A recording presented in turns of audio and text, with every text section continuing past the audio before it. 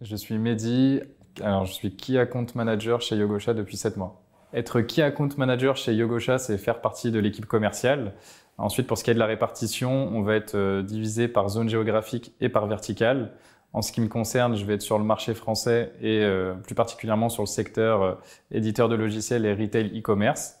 Concrètement, en quoi consiste le poste de Key Account Manager chez Yogosha? Ça va être surtout 2 points, l'acquisition et la fidélisation de nouveaux clients. Pour ce qui est de la fidélisation, ça va être un travail en collaboration avec l'équipe CSM, notamment sur la mise en place de points de suivi réguliers ou d'inviter les clients à des événements. Ensuite, l'acquisition, ça va être surtout un travail de prospection. Là, on va beaucoup travailler avec l'équipe marketing et SDR, notamment pour l'identification de nouveaux contacts ou encore pour toutes les campagnes mail ou téléphone, par exemple.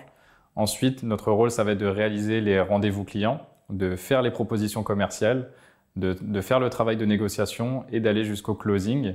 Et une fois que tout est finalisé, nous, on passe le relais à l'équipe CSM.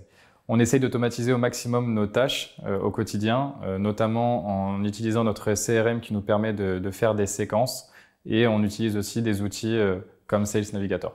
J'ai 2 grands challenges au quotidien. Le premier, ça va être de comprendre les enjeux et les problématiques de mes clients et de mes prospects afin de leur proposer une solution adéquate.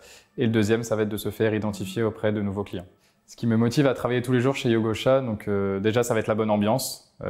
Ensuite, ça va être la confiance qu'on nous accorde. On est très autonome au quotidien.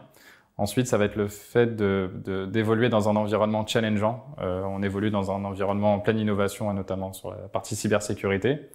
Ensuite, ça va être le fait d'avoir un impact sur la société au vu du secteur dans lequel on évolue. Et enfin, ça va être les conditions de travail, notamment avec la possibilité de faire du remote ou encore la flexibilité des horaires de travail.